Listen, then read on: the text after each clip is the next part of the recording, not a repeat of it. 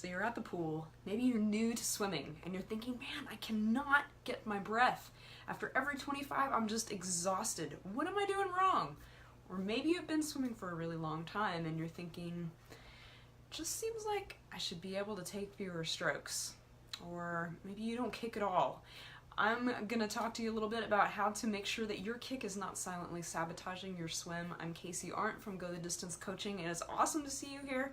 Thanks so much for watching live or on the replay. I want to tell you 3 things that can help you with your kick. One of them is straight up. One of them is keep it constant, and the other is minimize. So what do I mean by that? Well, I'm going to get to that. So let's say that you are a fairly new swimmer. A lot of new swimmers tend to overkick.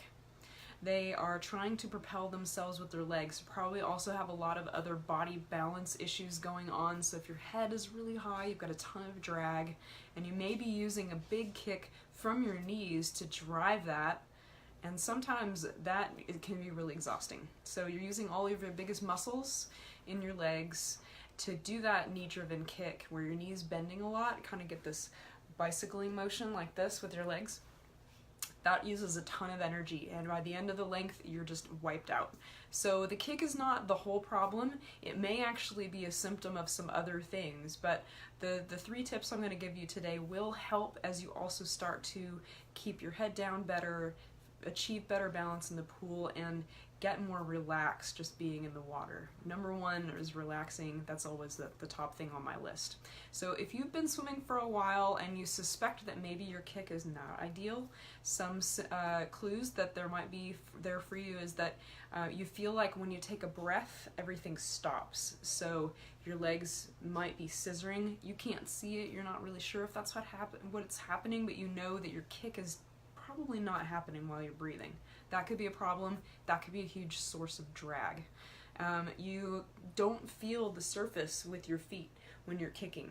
If you can't tell that your legs are up, they could be low. They could be dragging, and that could be causing you to swim slower than you should. If you're taking more than 25 strokes per 25 yards or meters, chances are very good that either you have too much drag going on, which could be caused by your legs, could be from somewhere else, or you don't have all the power in your stroke that you should. So if you've got a really high stroke count, one or both of those things might need looking at.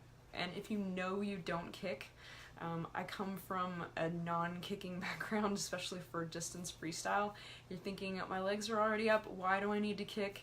I'm going to tell you today, and you may not believe me, that you do need to kick a little bit. It does keep your legs connected to the rest of your body and give you a more holistic stroke, so it is better. Okay, so things that could be going on that are causing this kick to really kill your swimming. 1, if you are kicking from your knees, again, this kind of bicycling stroke like this, every time your knee drops down, that's causing a lot of drag, and like I mentioned before, you are using your biggest muscles and you're probably using them way too much, so that's really killing you.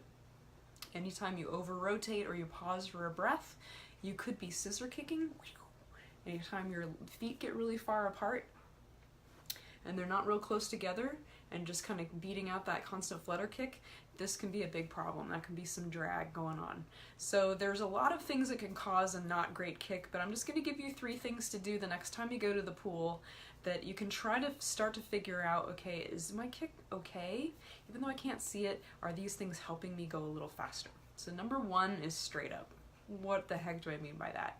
So when you are kicking, if your leg kicks up toward the surface straight, don't look at my bruises, with your heel and your whole leg kicking straight up to the surface, then that's going to be a hip-driven kick.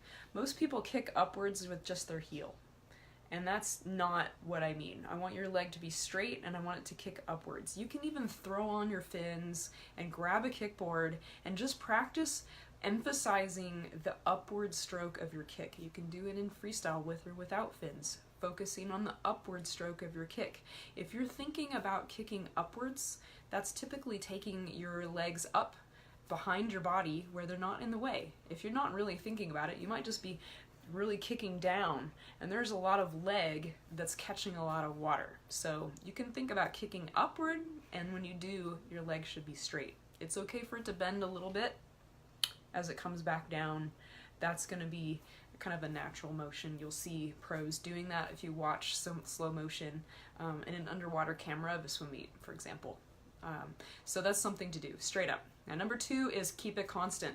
All right, your kick cannot stop for any reason. It does not have to be big. It doesn't have to cause you a lot of energy, and in fact, it shouldn't, but it should never stop. If you start up with that flutter kick, it can be very small, but when you take a breath, it can't stop. It has to keep going. It shouldn't be, all right? There's no pause in your kick.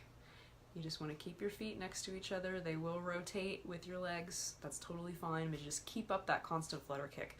So if you've never paid attention to your kick while you breathe, go and do that. Just see, does it keep on going or doesn't it? And if it does tend to stop, then try to keep it going. And I bet you that is going to give you more lift and probably less drag as well. All right, so number 3 is minimize. So how much should you kick? You don't want to not kick at all, okay? Maybe with a wetsuit if your feet are like in the air, okay? But you don't need to kick any more than it takes to keep your legs up and out of the way, because that's the purpose of your kick. Your kick is for lift. It is not for propulsion in triathlon. You're using your upper body for that. So relax that kick out, make it small, make it constant, and make it as little as possible to keep your feet up by the surface. Does that make sense? If your heels are breaking the surface every time, make it a little smaller. See if you can kick less. See if you can kick less. See if you can kick less. If you can still hear your kick, if your friends tell you, man, it's like thunder when you're here, you probably need way less kick than you have. You probably need your upper body to do a little bit more work. But the less work your legs are doing, the better, as long as they're staying up. If they're dragging, they probably need to do more. Does that make sense? You're looking for lift, not for propulsion. So kick straight up, keep kicking constantly, and minimize the kick to just enough to get what you need from it. All right, I hope you found this helpful. I look forward to hearing from you after you have your next swim, and I'll see you right back here this next week. I'm gonna switch to Tuesdays.